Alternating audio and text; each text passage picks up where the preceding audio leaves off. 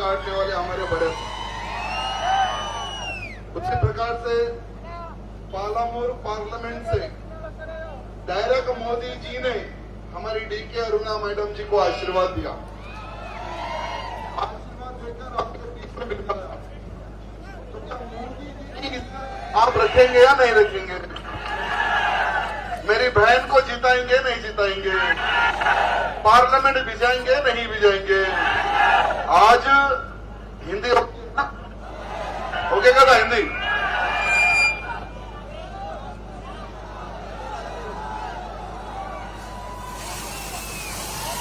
తెలుగు పట్టు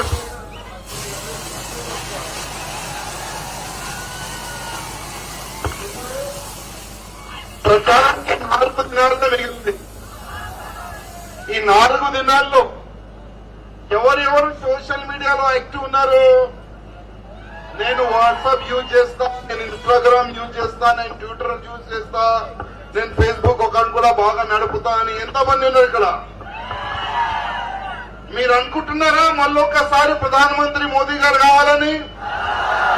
మన అక్క పార్లమెంట్ కి వెళ్ళాలని మీరు అనుకుంటున్నారా? మీరు గంటకి ఒక్కసారి మీ ఫ్రెండ్స్ గాని, మీ యూట్యూబ్ లో గాని, ఫేస్బుక్ లో గాని ఎంతో మంది మీ ఫ్రెండ్స్ ఉంటారు, అందరికి మీరు ఒక రిక్వెస్ట్ చేయండి. ఇక్కడ వేరే వేరే పార్టీలకి మీరు అవకాశం ఇచ్చినారు, ఒక్కసారి బీజేపీకి అవకాశం ఇచ్చి చూడండి, మా సత్తా ఏంది, మా బలం ఏంది మేము చూపెడతామని అందరికీ మీరు రిక్వెస్ట్ చేయండి.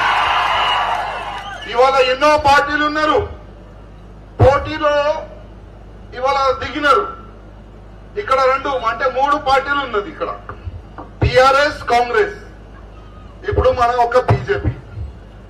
మీకు చెప్పేది ఒకటే, ఇప్పుడు బీఆర్ఎస్ అదే విధంగా కాంగ్రెస్ ఒకటైపోయినారు. మీరు ఎక్కడైనా బీఆర్ఎస్ ప్రచారం చూస్తున్నారా? ఎందుకంటే కాంగ్రెస్ కి అవుట్ రైట్ గా కింద నుంచి సపోర్ట్ చేస్తున్నారు ఈ బీఆర్ఎస్ వాళ్ళు మొత్తం, కాంగ్రెస్ గెలవాలని. వీళ్ళు దొంగ మాటలు మాట్లాడుతున్నారు మీడియాలో. కేసీఆర్ అట్లా మళ్ళీ కింద పోయి ఆ పై నుంచి వెనక నుంచి పోయి వాళ్ళిద్దరు కాంప్రమైజ్ అయిపోయినారు.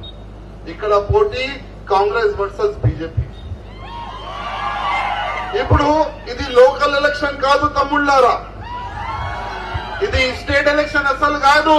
ఇది ప్రధానమంత్రి దేశానికి ఎవరు కావాలి దానికి ఎలక్షన్ ఇది. ఇప్పుడు మీరు ఒక్కసారి ఆలోచన చేయండి, మన దేశానికి ప్రధానమంత్రి ఎవరు కావాలి? ఇప్పుడు రాజీవ్ గాంధీ మన పప్పుబాయి అట్లాంటి వ్యక్తి ప్రధానమంత్రి అయితే మన దేశం ముందుకెళ్తుందా వెనకపోతుందా? ఆయన అంటాడు నేను ఆలు వేస్తా, గోల్డ్ తీస్తా. ఎప్పుడు ఏం మాట్లాడతారో ఆయనకి తెలియదు. నిజమైన చూస్తే ఆయన మన బీజేపీ కూడా.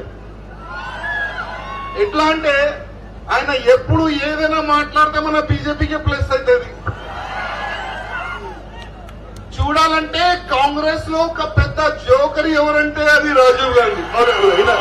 ఈయన రాహుల్, మన రాహుల్ పెద్ద జోకర్. మీరు గమనించాలి. మీరు అట్లాంటి వ్యక్తి ప్రధానమంత్రి అయితే మన దేశ పరిస్థితి ఏ విధంగా ఉంటది ఒక్కసారి మీరు ఆలోచన చేయాలి.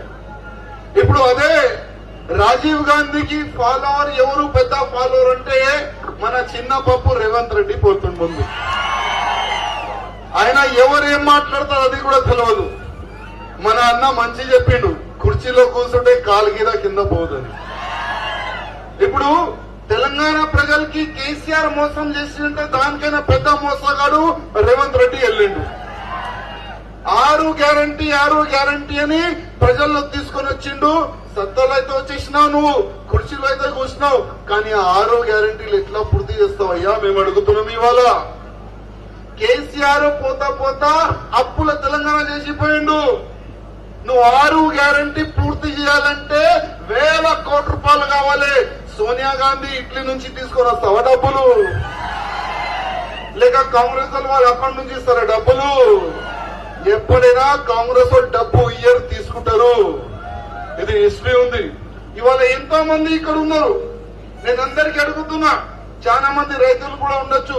6 గ్యారంటీలో ఒక గ్యారంటీ ఏంటంటే రైతులకి 2 లక్షలు రుణమాఫీ చేస్తా అన్నాడు ఆయన. చేసిండా? అదేవిధంగా రైతు బంధు ఈ స్కీమ్ కింద 16,000 రైతులకి ఇస్తా అన్నాడు. ఇచ్చిండా? అదేవిధంగా మహాలక్ష్మి పథకం కింద 2,500 నేను మహిళలకి ఇస్తా అన్నాడు. ఓ అమ్మ ఇచ్చిందా నీకు డబ్బులు? మీ అకౌంట్ లో వచ్చిందా?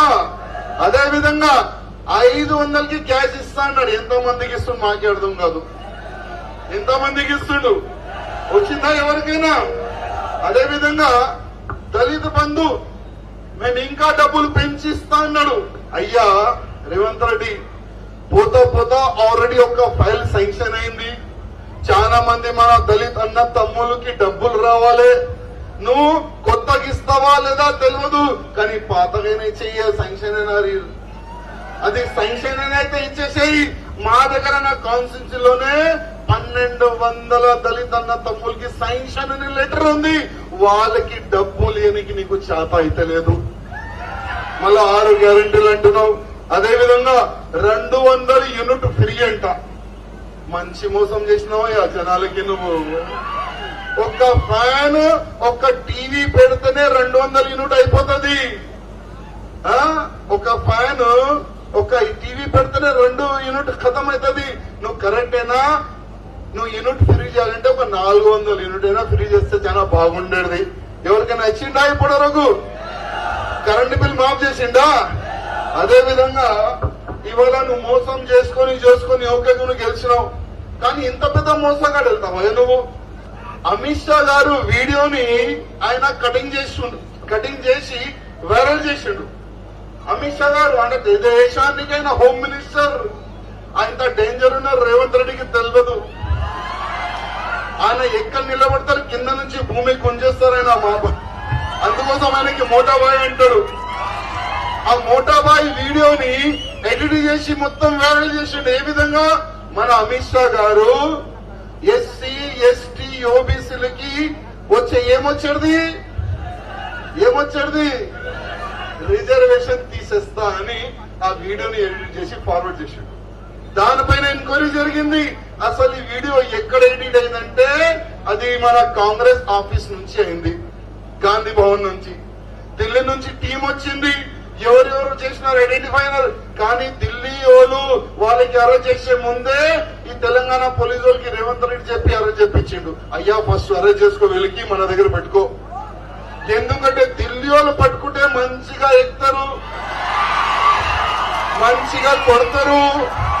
మళ్ళా రేవంత్ రెడ్డి పేరు వెళ్తుంది. రేవంత్ రెడ్డి మళ్ళా రాహుల్ గాంధీ పేరు వెళ్తుందని వీళ్ళంతా ప్లాన్ చేసుకుని వాళ్ళే ముందే అరెస్ట్ చేపిస్తున్నారు. కానీ అమిత్ షా గారు వాస్తవం ఏమన్నాడు?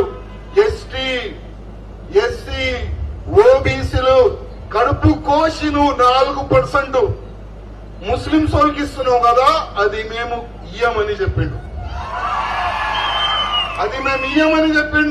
ఒకవేళ తమ్ముళ్ళారా ఇదే కాంగ్రెస్ సెంటర్ లో వస్తే ఎస్సీ ఎస్టీ ఓబీసీకి వచ్చే రిజర్వేషన్ మొత్తం తీసి ఈ ముస్లిం వాళ్ళకి ఇస్తారు వీళ్ళు. ఆ మాట మీరు యాద పెట్టుకోండి. అందుకోసం ఈ యొక్క మంచి అవకాశం వచ్చింది మనకు. ఈ మంచి ఒక అవకాశం వచ్చింది. మన అక్కకి పార్లమెంట్ కి పంపించాలి. మన అక్క పార్లమెంట్ కి వెళ్తే మా పెద్ద బామ్మర్ది ఉన్నాడు కదా హోల్ సిటీ వాడు,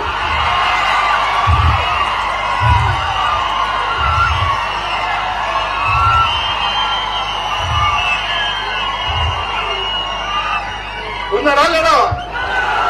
ఆయన నోరు మా అక్క పడుకొని గుంజుతుంది ఒకటే.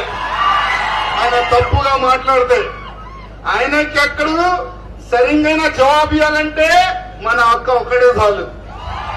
అందుకోసం షేర్ని అంటారు అన్న అక్కకి షేర్ని. ఆ షేర్